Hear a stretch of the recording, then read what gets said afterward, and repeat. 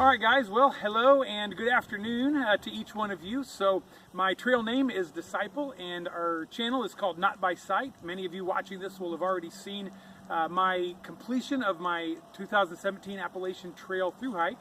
And so we're going to start doing several different gear related videos. I've had a lot of questions and requests for some of these. So first of all, I'm going to do a quick video on setting up the Zpacks Duplex tent. That's what I'm holding right here. It's the tent that I used on my entire Appalachian Trail thru hike.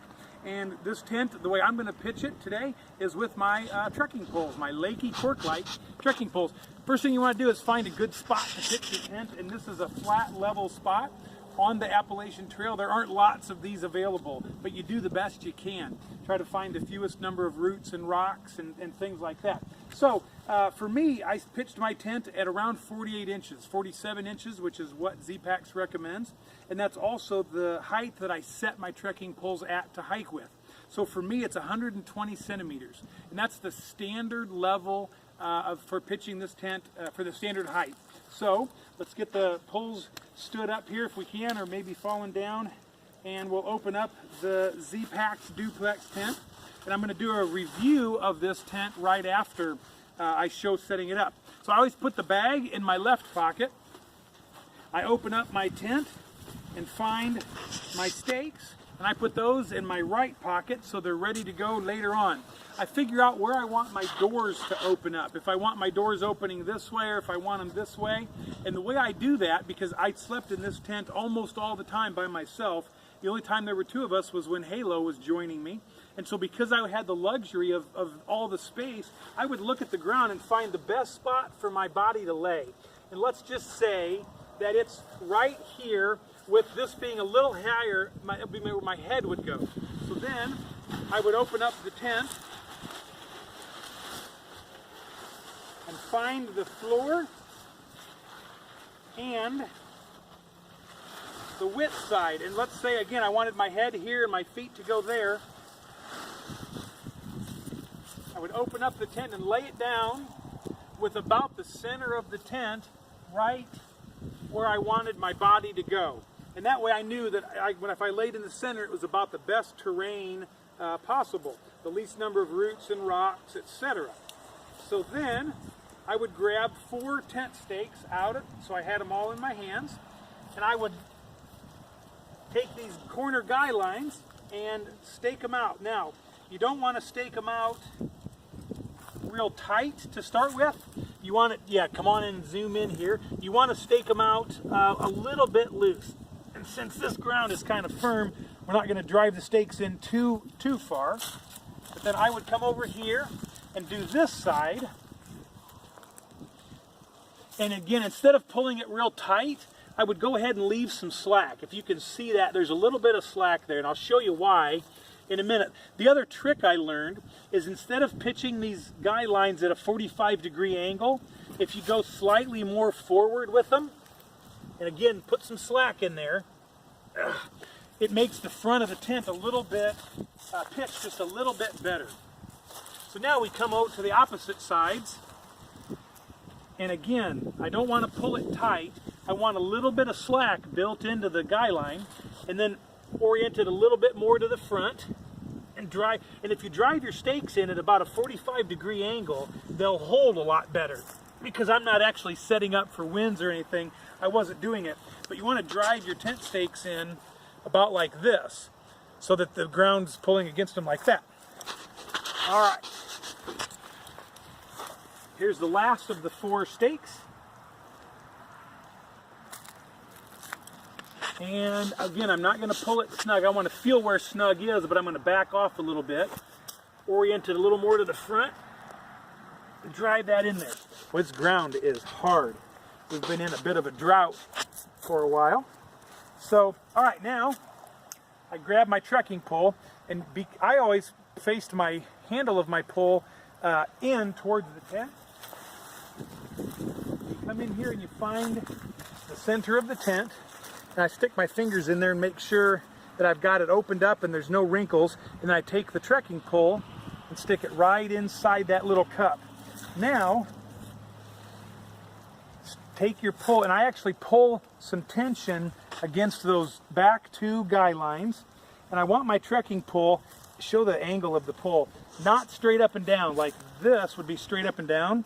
I want it just a little bit out at the bottom so that I can pull this guy line against it, and it's going to be a little stronger that way. And then I always tap it down in where my trekking pull is now,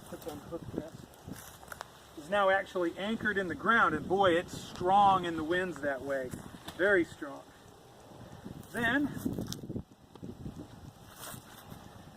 try to line up the guy line with the trekking pole and the back of the tent. That way everything is lined up and in the center.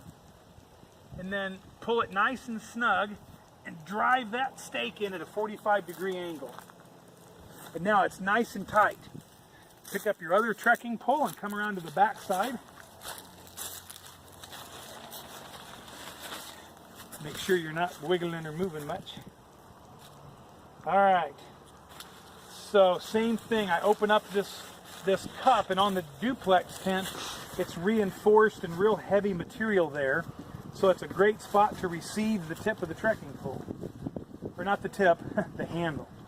So same thing, I stick the handle up in there, and then I pull some tension against that other side and set my angle of my pull just a little bit out the bottom, tap it into the ground, so now that thing is very solid. Come back here, grab another stake from my pocket, stick it in the loop that Zpacks provides. Again, I'm looking to line this all up with the other trekking poles, make sure it's all lined up well. I'm pulling nice and snug and driving that stake in at a 45-degree angle. So there, now it's pitched, and you can see already it's almost a perfect pitch. We're in a great level spot. There's no uphills or downhills or places. Again, on the Appalachian Trail, it was a little harder to get such a good pitch right away. We'll go ahead and pull these other two guy lines out. This gives you a little more headroom inside, and it provides some support for high winds. So this one's pretty simple. You go out from the center and stick that in just a little bit snug. On the Zpacks Duplex tent, you don't want to get crazy with making everything super tight.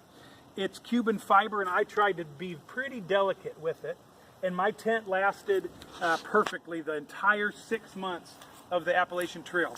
Now you see I've got a little wrinkle right here as I pulled that snug. The way you fix that is you come here and you snug the guy line down. So because I pitched it with the guy lines almost at full length, there's lots of adjustment if I needed it. But I don't need it. It's almost, like I said, it's almost perfect right now. But you can snug these up here and get it nice and snug. And then I always, unless the weather was really bad, I always slept with one door rolled up. And I'll do that for you. And then I would clip one door down. Depending on where the most people were, I would close off that door so it was a little bit more private. But there's pitching the Zpacks Duplex tent. Now, one thing to consider is the weather. The way I pitched it, is a good weather way to pitch it. Nice and high, the guy lines are nice and long, you get maximum ventilation. If the weather was going to be bad and you wanted more protection from the weather, set your trekking poles 10 to 20 centimeters lower. Set it 2 or 3 inches lower. And then that brings this whole, everything down lower to the ground. And the other thing you can do, come in here and let me show you this, is take these corners and make them a whole lot shorter. And this, again, this is for bad weather. You can pitch this thing really low to the ground, like this. And you can imagine if we pitch that low and the corner's low, you're very protected from the weather that way. So that's this. The way I set it up first was for good weather. This is more of a bad weather pitch. So if you have any questions or comments, anything that I didn't cover, please comment below. If you haven't yet subscribed to our channel, please consider doing so. That really helps us out, and look for lots more videos to come. Thanks for coming along with us.